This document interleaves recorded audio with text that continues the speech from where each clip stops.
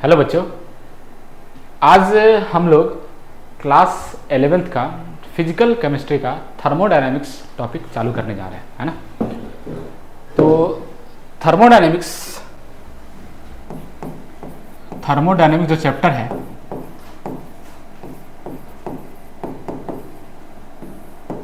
इसका अच्छा खासा वेटेज है मेंस में, एडवांस में, है ना। एडवांस के लिए तो फेवरेट है और नीट के लिए तो है ही।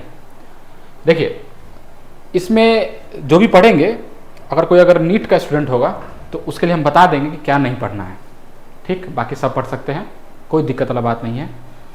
देखिए, थर्मोडायनेमिक्स जो चैप्टर है उसको हम पूरे चैप्टर को 3 कैटेगरी में पढ़ते हैं। 3 कैटेगरी में इसको हम लिखते हैं, यह है पार्ट 1, ठीक।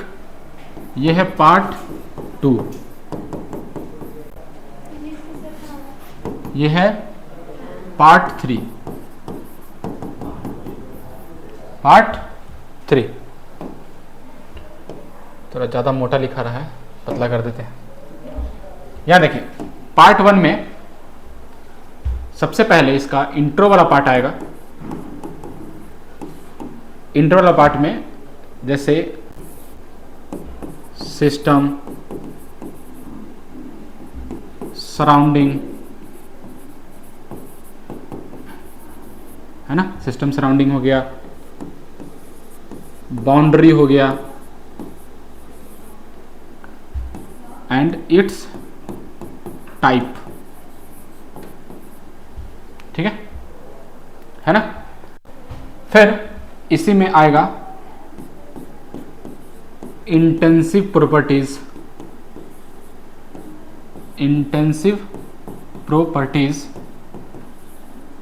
And extensive properties,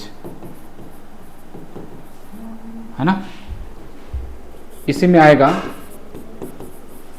state function and path function. इसी स्टेट फंक्शन, पाथ फंक्शन में हमको पढ़ना है एग्जैक्ट डिफरेंशियल,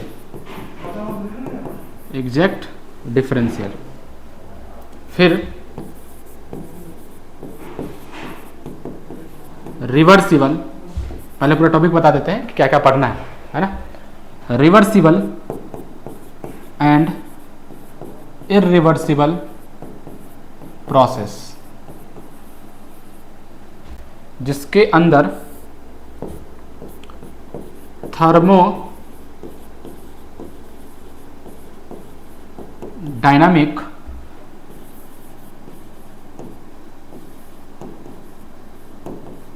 इक्विलिब्रियम के बारे में पढ़ना है, जो कि कितने टाइप का होता है? 3 टाइप। मैकेनिकल इक्विलिब्रियम, दूसरा केमिकल इक्विलिब्रियम, इसको छोटा कर देते हैं,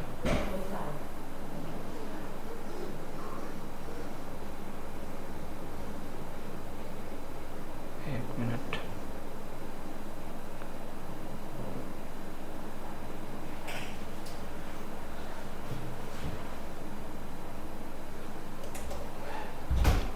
तीसरा है इसी में, एक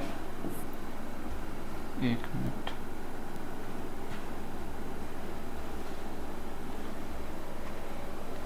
तीसरा है इसी में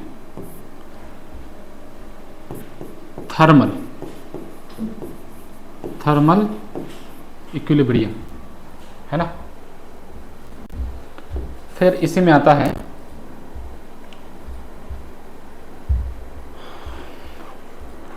हीट, जिसको क्यू से डिनोट करते हैं, एंड इसी के अंदर पढ़ना है heat capacity, heat at constant volume, heat at constant pressure, ठीक। दूसरा है वर्क डन, है ना। वर्क डन के बारे में पढ़ेंगे। वर्क डन और हीट के साथ बाद हम आ जाएंगे इंटरनल एनर्जी पे। हम आ जाएंगे इंटरनल एनर्जी पे। जब इंटरनल एनर्जी पढ़ लेंगे तब पढ़ेंगे first law of thermodynamics. First law of thermodynamics, ठीक है ना। फर्स्ट लॉ ऑफ थर्मोडायनामिक्स, ठीक। उसके बाद यहां पे लिख दे रहे हैं फर्स्ट लॉ ऑफ थर्मोडायनामिक्स के बाद हम लोग पढ़ेंगे इंथैल्पी। अच्छा, इस इंथैल्पी में ही हमको बहुत सारा केस पढ़ना है। इंथैल्पी फॉर आइडियल गैस के लिए फॉर्मूला आएगा अलग से, फिर फॉर रियल गैस के लिए पढ़ना है, फिर सॉलिड लिक्विड के लिए पढ़ना है, सॉलिड लिक्विड के लिए पढ़ना है, ठीक है ना। फिर अच्छा, इसमें यहाँ पे इंटरनल एनर्जी में भी यहाँ भी 3 केस है। पहला फॉर आइडियल गैस, फिर दूसरा पढ़ना है फॉर रियल गैस, यहाँ भी गैस होगा है, और तीसरा है फॉर सॉलिड एंड लिक्विड, ठीक है ना। ये है। इसके बाद जब हम इंथैल्पी पढ़ लेंगे फिर पढ़ेंगे रिलेशन बिटवीन इंथैल्पी एंड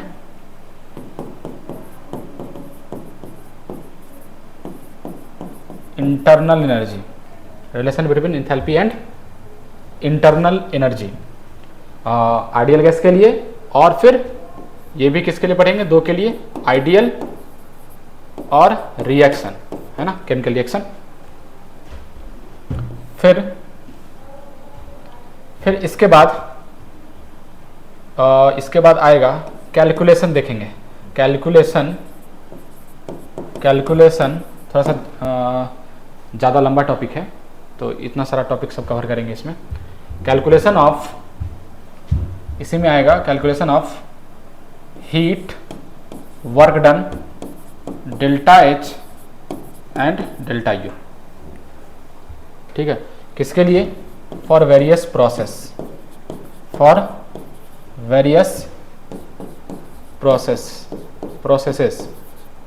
ठीक है ना। प्रोसेस कौन सा, आइसोथर्मल, एडियाबैटिक, आइसोकोरिक, है ना, आइसोबैरिक, ये सब हो गया।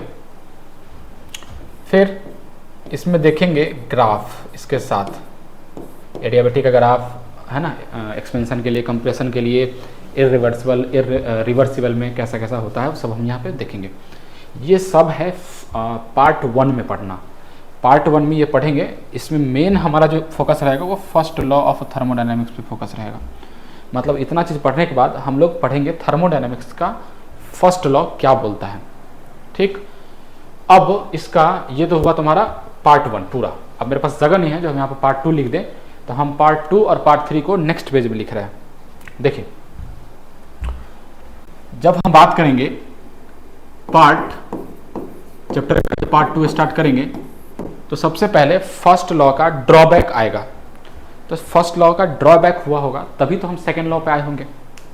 3 लॉ है, first law, second law, third law, 0th law भी होता है। तो ये पार्ट 2 में फर्स्ट लॉ का ड्रॉबैक आ गया, इसलिए हम सेकेंड लॉ पे आ गए। तो पहली बात इसमें स्टार्ट कहां से करेंगे, तो drawback of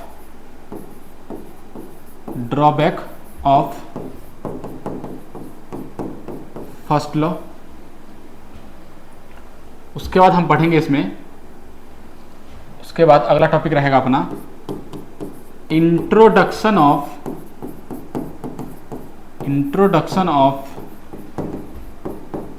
entropy. Introduction of entropy किसके हेल्प से, कार्नोट साइकिल से। कार्नोट साइकिल से हम इंट्रोडक्शन का एंट्रोपी का इंट्रोडक्शन करेंगे। मतलब एंट्रोपी कहाँ से आएगा, एंट्रोपी क्या होता है, वो कार्नोट साइकिल की हेल्प से हम लोग एंट्रोपी को देखेंगे, ठीक है। चलिए इसी में अब एंट्रोपी जो है वो entropy for a system for a surrounding calculation करेंगे। Calculation of entropy for system and surrounding, for system and surrounding, ठीक है ना। तो इसी में आएगा सेकेंड लॉ, है ना, सेकेंड लॉ ऑफ थर्मोडायनामिक्स। फिर आएगा इसी में Clausius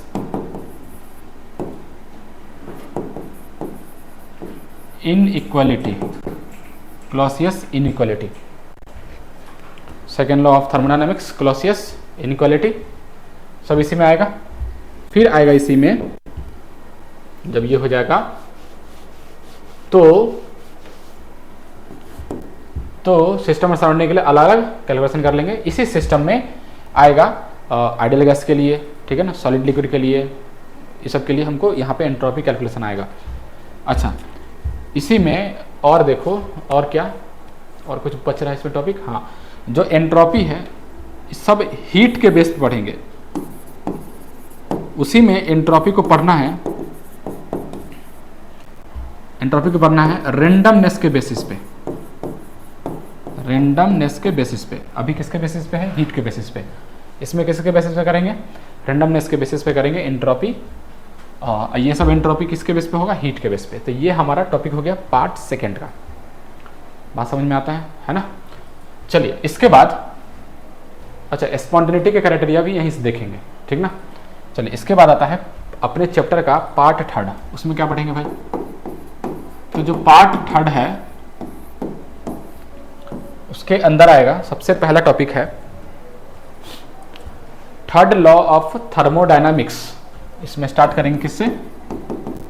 third law of thermodynamics,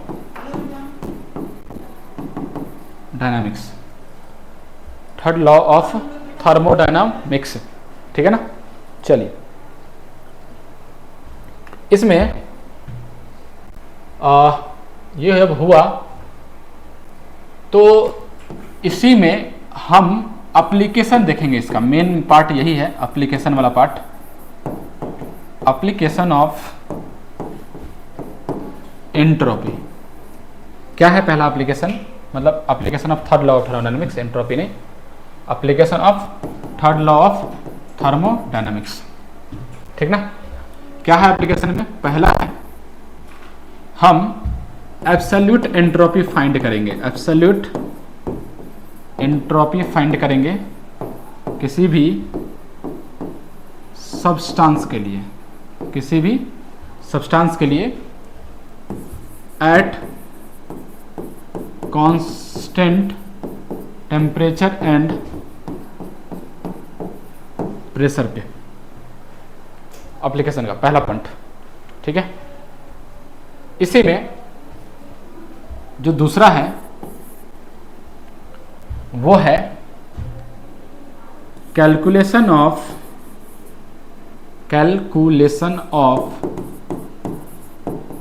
delta S R for reaction. Reaction के लिए हम चेंज इन एंट्रोपी कैसे कैलकुलेट करेंगे, वो सेकेंड एप्लीकेशन। सेकेंड एप्लीकेशन इसी में याद रखना है। इसी में सब टॉपिक आता है एक, variation of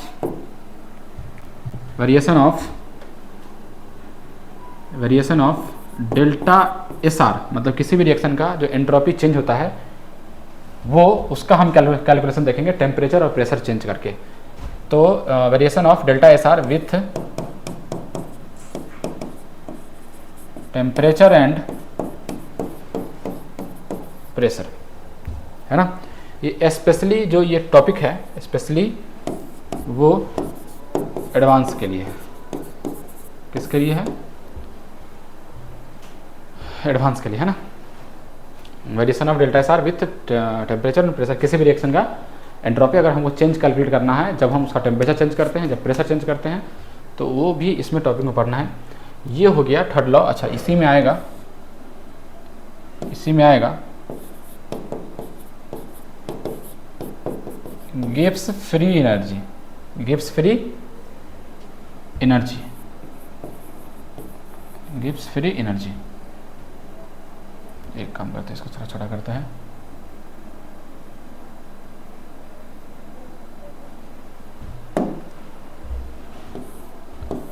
gives free energy, इसी में आएगा physical significance, physical significance of Gibbs energy, है ना, of Gibbs energy, physical significance of Gibbs energy. ठीक है, फिर इसमें भी डेल्टा जी का वेरिएशन हम देखेंगे, है ना, वेरिएशन ऑफ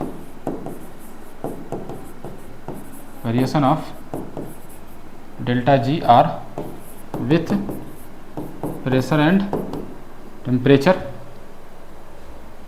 फिर इसी में आएगा free energy, free energy and its equilibrium, free energy and its equilibrium. ठीक है, फिर इसी में स्पॉन्टेनिटी क्राइटेरिया, स्पॉन्टेनिटी क्राइटेरिया। ये हुआ टॉपिक। कितना लंबा टॉपिक है ना, टॉपिक लिखने में ही हालत ख़राब हो गया कि ये टॉपिक पढ़ना है। चलिए देखिए, तो अब इसमें देखो, ये सा टॉपिक हो गया है ना कि पार्ट 1 में सिस्टम सराउंडिंग और यूनिवर्स इसी में आएगा, है ना, और यूनिवर्स। फिर बाउंड्री एंड इट्स टाइप, फिर इंटेंसिव प्रॉपर्टी, एक्सटेंसिव प्रॉपर्टी आएगा इसमें, इंटेंसिव प्रॉपर्टी और extensive property. State function, path function, उसी में एग्जैक्ट डिफरेंशियल पढ़ेंगे। फिर रिवर्सिबल इरिवर्सिबल प्रोसेस, उसमें थर्मोडायनामिक इक्विलिब्रियम टॉपिक आएगा, mechanical equilibrium, chemical equilibrium, thermal equilibrium, तीनों एक साथ हो तो थर्मोडायनामिक इक्विलिब्रियम बोलते हैं। फिर heat capacity, heat at constant volume, heat at constant pressure आएगा उसमें। वर्क डन आएगा, उसके बाद वर्क डन में भी दो टाइप, मैकेनिकल वर्क डन और non mechanical work done. Non mechanical work done को क्या बोलते हैं, इलेक्ट्रिकल वर्क डन, यानी कि यूजफुल वर्क डन। आ रहा है बात समझ में। उसी में आएगा इंटरनल एनर्जी। अब इंटरनल एनर्जी नेक्स्ट टॉपिक है, जिसके अंदर हम इंटरनल एनर्जी के बारे में डेफिनेशन क्या होता है, उसके बाद उसका यूज करेंगे, मतलब फार्मूला ड्राइव करेंगे। किसके लिए, फॉर आइडियल के लिए, फॉर रियल गैस के लिए, फॉर सॉलिड लिक्विड के लिए। चलिए, उसके बाद फर्स्ट लॉ ऑफ थर्मोडायनामिक्स। ये देखिए, इंथैल्पी में for ideal gas, for real gas, for solid liquid, पहले इंथैल्पी का डेफिनेशन होता क्या है, फार्मूला क्या है, उसके बाद उसका 3 केस। फॉर आइडियल गैस के लिए इंथैल्पी का फार्मूला, रियल गैस के लिए इंथैल्पी का फार्मूला, सॉलिड लिक्विड के लिए इंथैल्पी का फार्मूला। आ रहा है बात समझ। फिर रिलेशन पढ़ेंगे इंथैल्पी और इंटरनल एनर्जी के बीच में, जो कि आइडियल और रिएक्शन के लिए अलग अलग आएगा फार्मूला। फिर calculation of heat, work done, delta H, delta U for various process. वो प्रोसेस कौन सा होगा, तो एडियाबैटिक, आइसोथर्मल, आइसोबैरिक और आइसोकोरिक के लिए हम लोग पढ़ेंगे। प्रोसेस एक साइक्लिक प्रोसेस भी होता है ना, यहाँ पे प्रोसेस में साइक्लिक प्रोसेस भी आएगा, यहाँ पढ़ाएंगे। उसके बाद ग्राफ देखेंगे, ग्राफ है ना, adiabatic graph, adiabatic isothermal graph का कंपेरिजन भी कराएंगे, है ना, comparison between isothermal and adiabatic, isothermal and adiabatic expansion का, है ना, एक्सपेंशन का ग्राफ, एक्सपेंशन और कंप्रेशन के ग्राफ में हम कंपेरिजन करेंगे। वो भी कैसा ग्राफ होना चाहिए, रिवर्सिबल का ग्राफ होना चाहिए, है ना। रिवर्सिबल नहीं करते हैं, रिवर्सिबल में करते हैं ग्राफ, लेकिन इरिवर्सिबल का भी बनाएंगे। तो ये सब टॉपिक हुआ फर्स्ट लॉ, जो कि अपने थर्मोडायनामिक्स का पार्ट 1 में ये सारा टॉपिक कवर करना है। चलिए, इसके बाद पार्ट 2 में drawback of first law, introduction of entropy, जिसको कार्नोट साइकिल के थ्रू इंट्रोडक्शन करेंगे। फिर एंट्रोपी सिस्टम सराउंडिंग के लिए अलग अलग कैलकुलेशन करेंगे। फिर इसी में क्राइटेरिया आएगा स्पॉन्टेनिटी का, वो भी देखेंगे। Second law of thermodynamics, Clausius inequality, entropy, randomness के बेस पे ये पढ़ेंगे, उसके ऊपर हीट के बेस पे पढ़ेंगे, ठीक है ना। चलिए, इसके बाद इसी में अगला क्या है, पार्ट 3, जिसमें थर्ड लॉ ऑफ थर्मोडायनामिक्स, उसका एप्लीकेशन। पहला एप्लीकेशन, किसी भी सब्सटेंस के लिए एब्सोल्यूट एंट्रोपी निकालते हैं। देखिए, होता है अब कि हम रिलेटिव वैल्यू निकाल पाते हैं, है ना। लेकिन यहाँ एंट्रोपी का हम एब्सोल्यूट वैल्यू कैलकुलेट करेंगे, वो क्या होता है आगे देखेंगे। तो absolute entropy for a substance किसी फिक्स टेम्परेचर और प्रेशर पे, फिर calculation of entropy for a reaction, reaction के लिए एंट्रोपी का कैलकुलेशन, फिर डेल्टा एस जो वेरिएशन होता है, मतलब एंट्रोपी चेंज का variation with respect to temperature और प्रेशर। ये एडवांस की टॉपिक है, ध्यान में रखेंगे। Gives free energy, physical significance gives energy का, फिर variation of delta ji with pressure and temperature, free energy and its equilibrium and spontaneity criteria last में हम देखेंगे। ये सब हमारा टॉपिक है और ये सब है, तो जल्दी जल्दी इसको लिख लो, है ना, जल्दी फटाक।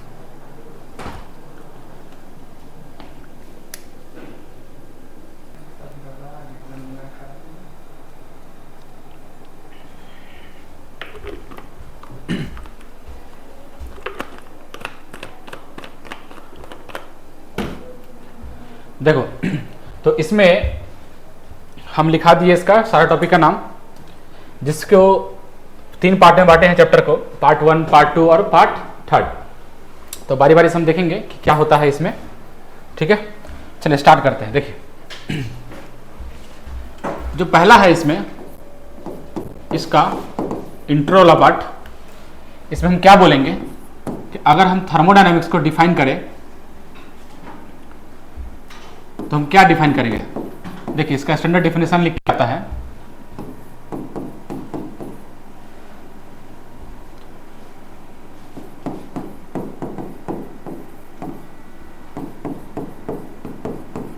it deals with interconversion of energy, it deals with interconversion of energy in physical or chemical changes, है ना। इसमें और एक लाइन ऐड करना चाहे तो it also helps in predicting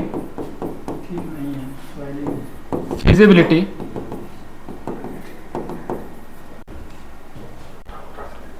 of processes or reaction in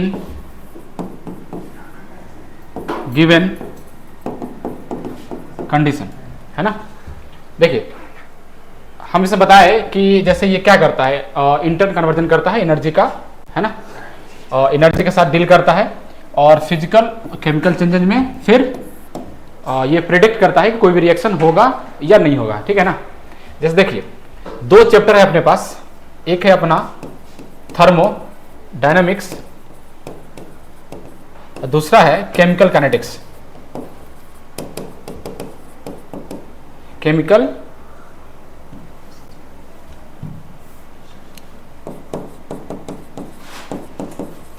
kinetics. देखो होता क्या है कि जैसे मान लो कोई रिएक्शन है अपने पास, वो रिएक्शन होगा या नहीं होगा, है ना, ये कौन डिसाइड करता है, थर्मोडायनामिक्स। ये चैप्टर है अपना, ये कोई रिएक्शन होगा या नहीं होगा वो कौन डिसाइड करेगा, थर्मोडायनामिक्स, है ना।